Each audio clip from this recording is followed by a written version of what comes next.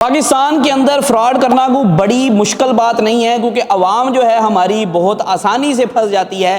جیسے کہ آپ کو پتا ہوگا OLX کے اوپر یا کوئی بھی مارکیٹ پلیس ہے جہاں آپ کہہ سکتے ہیں یوزڈ اشیاء کو بیچا جاتا ہے پاکستان کے اندر، اس کے اوپر کافی زیادہ فراڈ آج کل ایکٹیو ہے۔ آج کل نہیں، کافی سالوں سے ایکٹیو ہیں، اور اب تو وہ بہترین طریقے سے ورکنگ کر رہے ہیں۔ ان کے ماشاءاللہ پورے گروپس ہیں اور پورے گاؤں ہیں جو کہ ان کاموں میں ملوث ہیں، اور ان کا کام ہی یہ ہے کہ لوگوں کو ٹھگی لگانی ہے اور پیسے کمانے ہیں۔ وہ کیسے؟ اور ہو سکتا ہے کہ آپ اپنی سچویشن سے ریلیٹ کر پائیں، کیونکہ 99% لوگوں کے ساتھ یا سکیم ہو چکا ہے یا انہیں سکیم کال آ چکی ہے، وہ بچ چکے ہیں۔ سکیم کا طریقہ کار کیا ہوتا ہے؟ OLX پہ آپ جاتے ہیں، کوئی بھی لسٹنگ ہوئی ہے، کوئی مطلب کہ ایک مثال میں چھوٹی سی دیتا ہوں۔ آج کل لونڈو کا موسٹ فیوریٹ YBR، یا پھر آپ کہہ لیں کہ آپ ہونڈا 125 سرچ کرتے ہیں، اس کے اوپر ایک YBR آتا ہے، وہ 1,70,000 کا ہے، اور ایک جو ہے وہ 1 لاکھ روپے کا ہے۔ 70,000 روپے کا فرق ہے۔ لوگ کیا کہتے ہیں؟ یار 1 لاکھ والا سیم ماڈل ایک بندہ دے رہا ہے، بہت سستا دے رہا ہے 70,000 کے ڈیفرنس سے، اس کو ہم رابطہ کر لیتے ہیں۔ لوگ جب ان سے رابطہ کرتے ہیں، زیادہ تر یہ جو نوسر باز ہوتے ہیں یا پھر 2 نمبری والے لوگ ہوتے ہیں نا، ان کے نمبر نہیں لگے ہوتے واٹس ایپ کے،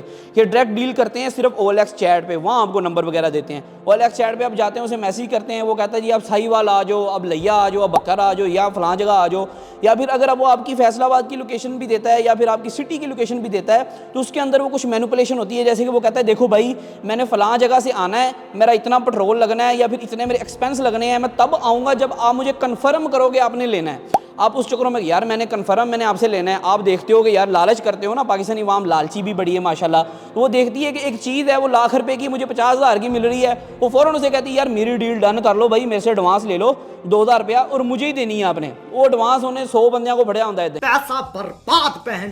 ایک تو یہ OLX میں فراڈ بہت زیادہ اس ٹائم عام ہو چکا ہے کہ لوگ جو ہے ایڈوانس پیمنٹ دے کے پھنس جاتے ہیں۔ حالانکہ OLX اپنی گائیڈ لائنز میں لکھتا ہے کہ ایڈوانس پیمنٹ کسی کو نہیں دینی، اور ایسی جگہ پہ ملتا ہے، اربن ایریاز میں ملنا ہے، کوئی رش والے ایریاز میں ملنا ہے جہاں کہ آپ کے ساتھ کوئی 2 نمبری نہ کر سکے، آپ کے ساتھ فراڈ یا ڈکیتی والا معاملہ نہ ہو جائے۔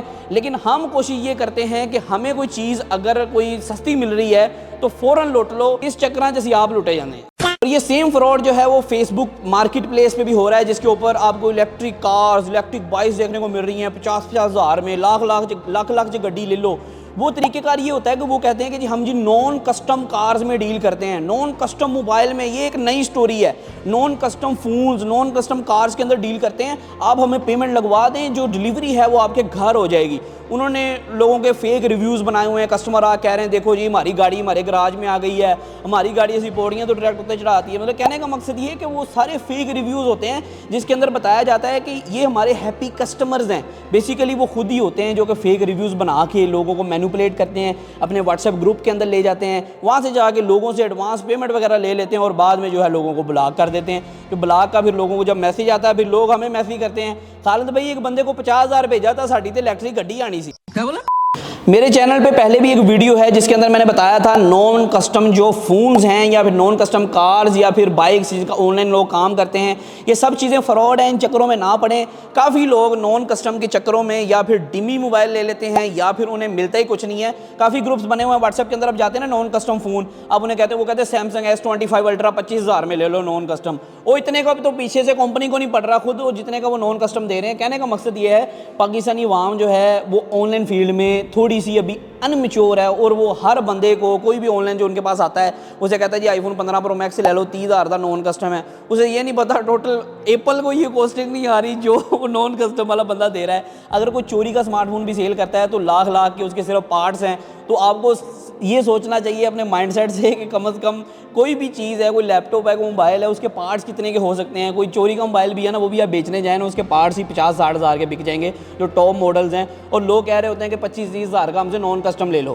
تو یہ سارا وہ فراڈ ہوتا ہے۔ اس وجہ سے آپ جب ایڈوانس پیمنٹ انہیں سینڈ کر دیتے ہیں سارے معاملات بڑھ جاتے ہیں، اور زیادہ تر کیسز میں ایسا بھی ہوا ہے، آپ ادھر جاتے ہیں نا یہ لیا بکھر والی سائڈ پہ جاتے ہیں تو ادھر کچھ ایسے سینیریوز بھی ہوئے ہیں کہ لوگوں کو بلا کے ادھر لوٹ لیا گیا ہے صرف نان کسٹم فونز کے حوالے سے کہ بھائی ہمارے پاس نان کسٹم فون کی انوینٹری پڑی ہے، آپ آ جاؤ जाओ हमसे ले लो। और प्रॉपर समझदार दुकानदार थे जो उधर चले गए और उनको फिर बांध लिया, फिर उनसे बाद में पैसे शैसे लेके उन्हें छोड़ा।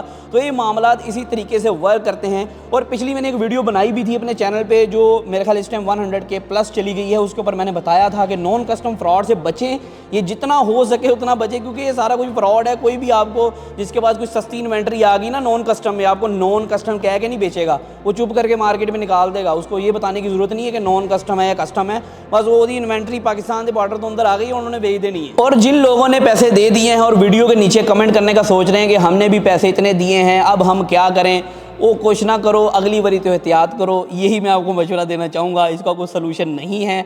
और अगर आपने पैसे किसी को सेंड कर दिए हैं, आप अपने बैंक से रब्ता ज़रूर कर सकते हैं कि हमें इसका पे बैक चाहिए। अगर बैंक टू बैंक गए हैं, अगर आपने किसी ई वैलेट के अंदर सेंड किए हैं, जैज़ कैश, ईजी पैसा, सदा पे, नया पे, फिर वो नामुमकिन है, आप उसे ट्रैक भी कर सकते हैं या उसका आप जो है आप कह सकते हैं कैश बैक ले सकते हैं।